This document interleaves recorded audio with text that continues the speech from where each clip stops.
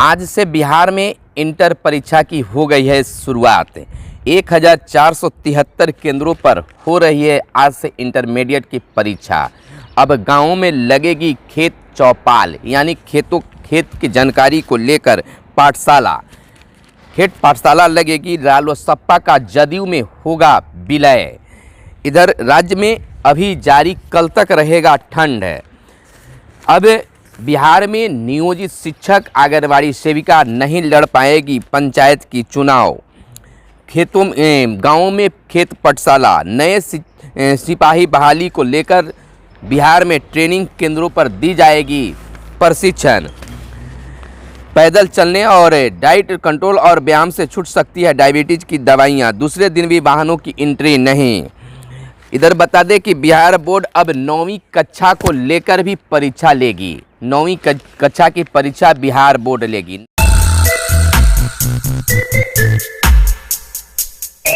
नमस्कार, आप इस समय देख रहे हैं मगध संवाद और मैं आपके साथ हूं सुनील बॉबी। नमस्कार, सुप्रभात, गुड मॉर्निंग बिहार। आप इस समय देख रहे हैं मगध संवाद के खास कार्यक्रम सुबह सवेरे, और सुबह सवेरे के इस कार्यक्रम में हम लेते हैं खबरें अखबारों के पन्नों से। तो सबसे पहले खबरों में चर्चा करने से पहले हम आपको बता दें कि इस बार से पहली बार बिहार बोर्ड 9वीं कक्षा के विद्यार्थियों की परीक्षा लेने की तैयारी में है। जिस प्रकार से मैट्रिक के तरह ही बिहार बोर्ड 9वीं कक्षा की परीक्षा लेगी, जिसमें OMR शीट अन्य चीज़ भी दिया जाएगा। यानी कि 9वें क्लास से ही विद्यार्थियों को मैट्रिक परीक्षा के तैयार कराने की मूड में है बिहार सरकार, बिहार बोर्ड। तो अब यह विद्यार्थियों के लिए अच्छी खबर है।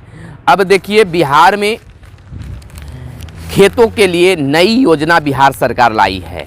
यानी कि खेतों में पाठशाला लगेगी, गांवों में पाठशाला लगेगी, जिसमें गांवों में लगने वाली खेत पाठशाला में यह जानकारी दी जाएगी कि आप अच्छे ढंग से खेती कैसे कर सकते हैं।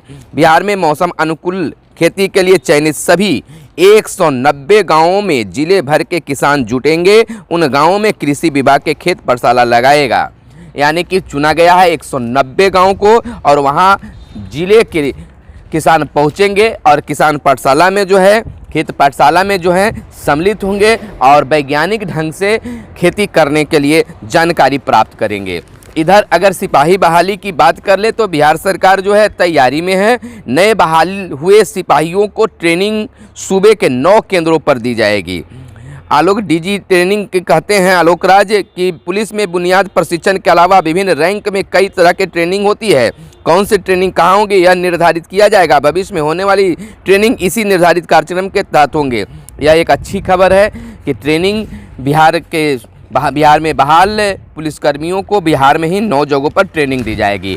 इधर बता दें कि चुनाव अपडेट आया है बिहार पंचायत चुनाव को लेकर, जहां बिहार में चुनाव लड़ने के लिए प्रतिनिधियों के नामांकन के लिए राशि को निर्धारित किया गया है। वहीं पर बिहार में अब संविदा पर बहाल कर्मी चुनाव नहीं लड़ेंगे, जिसमें नियोजित शिक्षक, आंगनबाड़ी सेविका और तमाम जितने भी संविदा पर बहाल हैं वह पंचायत चुनाव नहीं लड़ सकते हैं। निर्वाचन आयोग ने इसे क्लियर कन्फर्म कर दिया है।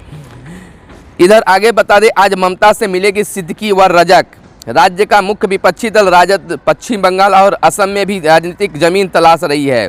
इधर हम बता दें कि बिहार में राजनीतिक गतिविधियां जहां तेज है, गर्माहट है, वहीं बंगाल चुनाव को लेकर भी लोग सक्रिय हैं। जहां पक्ष बंगाल चुनाव में उतरना चाहती है, वहीं विपक्ष भी पूरी तैयारी के साथ वहां पर एकजुट होना चाहती है। दिल्ली में अपने जनाधार का विस्तार करेगा जदयू। एक चीज़ बिहार विधानसभा चुनाव के बाद देखने के लिए मिल रहा है कि बिहार के सीएम नीतीश कुमार अपने जदयू को बचाने को लेकर हरदम प्रयास कर रहे हैं। जहां बिहार में जदयू का विस्तार किया गया, राष्ट्रीय अध्यक्ष का चुनाव किया गया, प्रदेश अध्यक्ष का चुनाव किया गया, युवाओं को इसमें भूमिका देने की बातें की जा रही है, वहीं अन्य राज्यों में भी जदयू का गठन किया जा रहा है, जदयू को मजबूत करने का प्रयास किया जा रहा है। तो यह सीएम नीतीश कुमार का अपने जदयू के लिए एक बेहतर कार्य है। लेकिन युवाओं को अपनी ओर आकर्षित करने के लिए रोजगार की तो बात करना ही होगा, तब जाकर युवा जो हैं उनकी ओर आकर्षित होंगे और राजनीतिक में युवाओं की भूमिका हो, यह एक बेहतर पहल सीएम नीतीश कुमार के द्वारा किया जा रहा है। इधर बात कर ले सरकारी विद्यालयों की, तो सरकारी विद्यालयों में बहुत सारे जगह जो हैं जमीन हड़प लिया गया है, अतिक्रमण कर लिया गया है। लेकिन अब विभाग और सरकार इस अतिक्रमण को दूर करना चाहती है, विद्यालय को अतिक्रमण से मुक्त कराना चाहती है। खबर बना है दैनिक हिंदुस्तान में कि सरकारी स्कूलों की जमीन हड़पने से भी गुरेज नहीं। बिहार के ज़्यादातर स्कूलों के कामकाज गायब, कई सरकारी स्कूलों की जमीन पर अतिक्रमण। शिक्षा विभाग ने जिलों से मांगी रिपोर्ट तो हुआ खुलासा, कई स्कूलों की जमीन पर अस्थायी अतिक्रमण।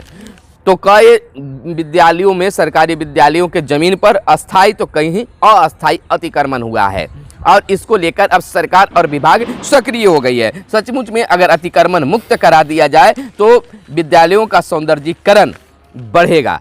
लेकिन यहाँ पर रोकना हम चाहेंगे, कहना चाहेंगे कि जो विद्यालयों में बड़े बड़े भवन बने हुए हैं तो केवल वहाँ पर 2 रूम और 4 रूम भेजकर वहाँ बिल्डिंग बनाया जाता है। लेकिन जबकि होना चाहिए कि पहले जिस विद्यालय को आपको भवन बनाना है, जिस विद्यालय में भवन बनाना है, उसका पहले ज़मीन का एक डाटाबेस तैयार कर लेना चाहिए, कितना ज़मीन है, और उस ज़मीन के अनुसार नक्शा तैयार करवाना चाहिए। ज़मीन तो काफ़ी ज़्यादा होता है सरकारी विद्यालयों के लिए, लेकिन एक भवन यहाँ, एक भवन यहाँ, एक भवन यहाँ बन जाते हैं और विद्यालय का डिजाइन बिगड़ जाता है। तो पहले लेआउट करवा लेना चाहिए पूरे, भले ही एक एक 2 भवन ही बने, लेकिन पूरे भवन का, पूरे ज़मीन का नक्शा बन जाना चाहिए, बाउंड्री वगैरह सारी चीज़ को। लेकिन ऐसा बिहार में हो नहीं रहा है, जिसके कारण सब कुछ होते हुए भी सुंदरता गायब हो जाती है। दक्षिण भारत के लिए खुली स्पेशल ट्रेनें, IMS सामाजिक हित में रक्षा के प्रति तत्पर, टीकाकरण केंद्र की संख्या दोगुनी करने की तैयारी। बिहार में टीकाकरण केंद्र की जो केंद्रों की संख्या है वो दोगुना करने की फिराक में बिहार सरकार है। पीएम ने सिवान के प्रियंका और मुंगेर के जयराम को सराहा। कल मन की बात में पीएम ने सिवान के प्रियंका और मुंगेर के जयराम को भी सराहा है। छात्रों को 100% अतिरिक्त प्रश्न को मिलेगा विकल्प। इंटर परीक्षा की बात की जा रही है कि 100% जो है इसमें विकल्प दिए गए, अतिरिक्त विकल्प दिए गए, यानी प्रश्न जो है इस बार के इंटर की परीक्षा में दोगुने होंगे, अतिरिक्त होंगे, जिसमें परीक्षार्थियों को अपने मन के अनुसार प्रश्नों को जवाब देने में एक बेहतर पहल कर सकते हैं। इधर अगर बात कर ले देश विदेश की, तो चुनाव तक दीदी अकेली रह जाएगी। शाह का कहना है कि चुनाव तक जो है दीदी जो हैं वह अकेली रह जाएंगी। गृह मंत्री बोले तृणमूल वसूली और दृष्टि में डूबी, भतीजे के कल्याण के लिए काम कर रही है मुख्यमंत्री। केंद्रीय गृह मंत्री अमित शाह ने रविवार को पश्चिम बंगाल के मुख्यमंत्री ममता बनर्जी पर तीखा हमला बोलते हुए कहा है कि वह राज्य में अपने भतीजे के कल्याण के लिए काम कर रही है। तो आरोप प्रत्यारोप का दौर चलता रहेगा।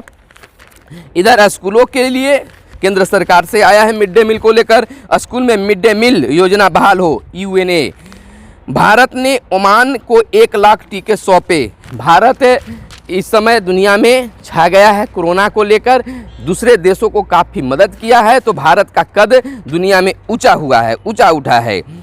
तो 9वीं कक्षा की जो परीक्षा बिहार बोर्ड लेगी, इस पर हमने खासा चर्चा कर चुके हैं। मनरेगा के कार्यों में मुजफ्फरपुर फिसड़ी, यानी कि मनरेगा के कार्य कराने में मुजफ्फरपुर जो है पीछे रह गई है। गंगा की धार का आकलन के बाद शुरू होगा निर्माण।